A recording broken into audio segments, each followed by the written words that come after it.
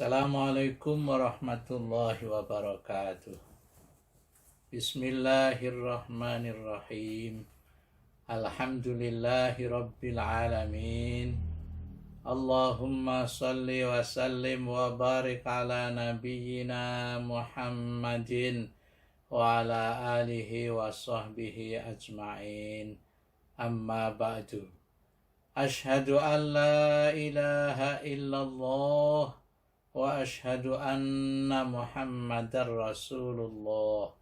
Raditu billahi rabba wa bil islami dina wa bi Muhammadin nabiyya wa rasula.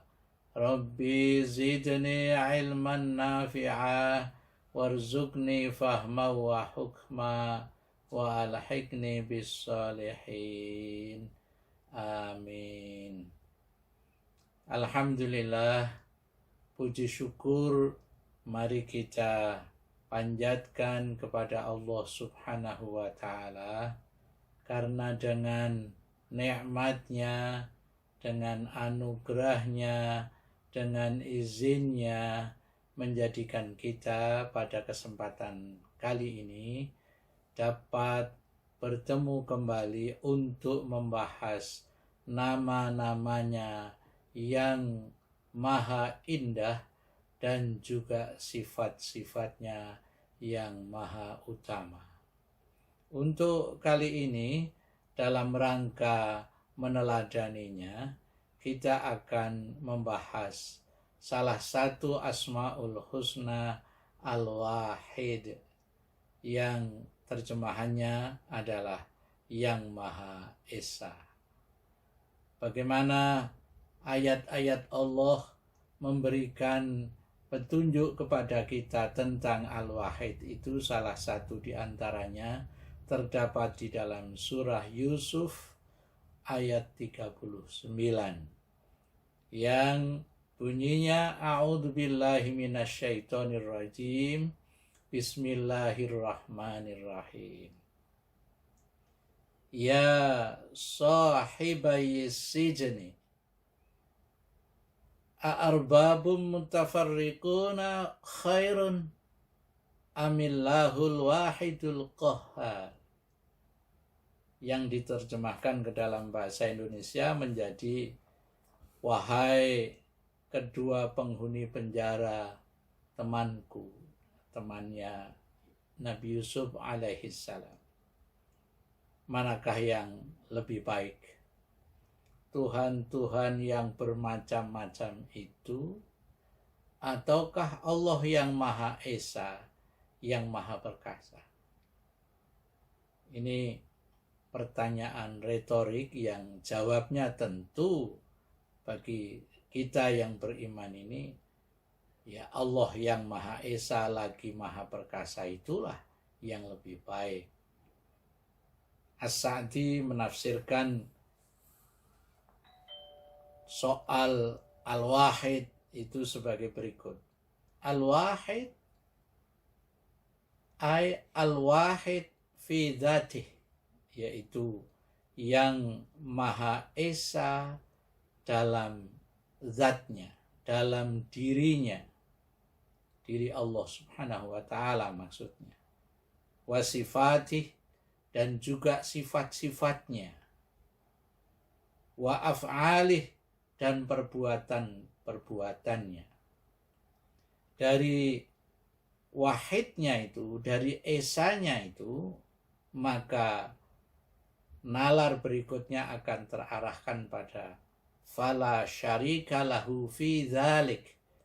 Dengan demikian maka enggak ada yang sejajar, yang sama, enggak ada teman yang sama zatnya, sifatnya, dan perbuatannya dalam soal itu, soal Al-Wahid tadi.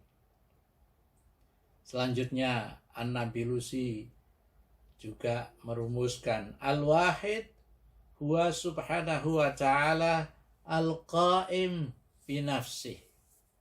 Al-Wahid itu adalah Allah Subhanahu wa ta'ala yang berdiri dengan dirinya sendiri. Nggak ada penopang, nggak ada yang menjadi penyokong, nggak ada yang mendukung untuk berdirinya Allah Subhanahu wa Ta'ala. Al-Wahid itu. Al-Munfaridu biwasfih, yang sifat-sifatnya unik, esa, tidak ada yang menyamainya.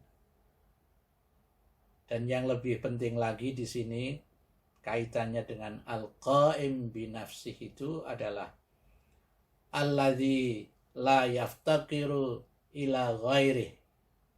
Allah dengan al-wahidnya itu tidak memerlukan, tidak membutuhkan kepada yang lainnya untuk berbuat, untuk eksistensinya dan lain sebagainya. Bahkan yahtaju kullu syai'in fi kulli syai'in.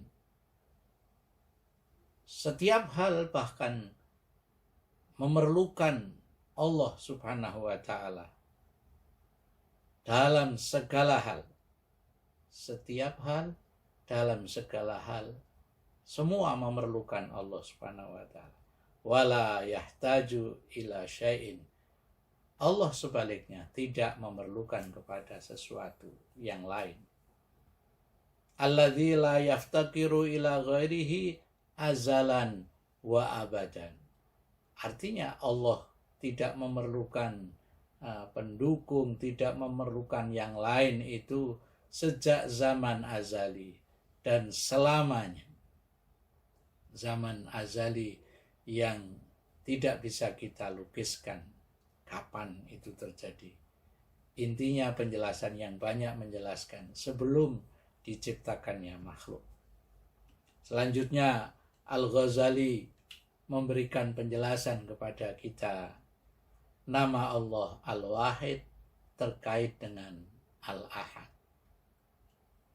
Arti Al-Wahid adalah tidak terdiri atas bagian-bagian dan tidak berdua. Itulah Al-Wahid. Jadi kalau adanya makhluk yang satu, itu meskipun satu, dia adalah unit. Karena unit dia ada bagian-bagiannya. Tapi Allah tak ada bagian-bagian. Dan Allah satunya itu tidak berdua dengan siapapun dan apapun. Arti Al-Ahad tidak terdiri atas bagian-bagian dan juga tidak ada duanya. Nggak ada yang lain yang sama dengan dia. Allah Maha Esa. Dan keesaan Allah meliputi zatnya, sifatnya, dan perbuatannya. Perwujudan makna dari ketiga keesaan tersebut bagi hambanya adalah keesaan beribadah hanya kepadanya. Itulah yang kita biasa merumuskannya dengan ikhlas. Ikhlas itu murni ibadah kita tidak ditujukan kepada apapun dan siapapun, tapi hanya kepada Allah Subhanahu wa Ta'ala. Bagaimana meneladaninya? Allah Subhanahu wa Ta'ala Esa, dan dengan keesaan itu maka kita mesti berakhlak ayyakuna qalbul mu'min, hati seorang yang beriman mesti al-munfaridu bi mahabbatillahi wahdah, mesti hanya sendiri saja, ke arah satu hal saja, mencintai Allah yang Maha Esa. Yang kedua, ayyakunal mu'min ya'taqidu annahu la ilaha illallah. Harus punya keyakinan seorang mukmin itu enggak ada Tuhan yang berhak untuk disembah selain Allah Subhanahu wa Ta'ala. Hanya Dia yang pantas untuk disembah. Konsekuensinya adalah wala dina illa dinullah. Enggak ada agama dengan demikian kecuali agama Allah. wala amalan ya'malu illa lillahi ta'ala. Nggak ada amal yang kita lakukan kecuali karena dan untuk Allah subhanahu wa ta'ala. Yang terakhir Nabi Lusi menyatakan ayyakunal mu'min yatawahhadu fi ayyata akha wala yatababaru. Yang artinya orang mukmin itu mesti tunggal di dalam bersaudara kepada sesama manusia dan lebih khusus lagi kepada sesama orang mukmin dan tidak saling membelakanginya.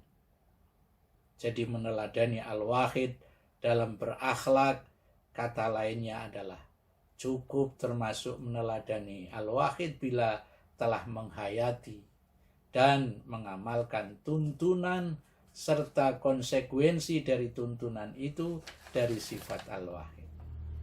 Berusaha secara terus-menerus untuk menjadi yang terbaik, yang nomor wahid. Itulah implementasi dari fastabiqul khairat, itu sebenarnya berakhlak dengan meneladani al-wahid. Ada penutup yang berupa itu yang ingin saya sampaikan. Ma ta'allama al-'abid afdalu minat tauhid. Enggak ada belajar bagi hamba Allah yang lebih utama daripada belajar yang mengarahkan untuk tauhid. Wat tauhid nihayatul ilmi. Tauhid itu adalah ujung dari pengetahuan. Wat taqwa nihayatul amal, dan ketakwaan adalah ujung dari amal.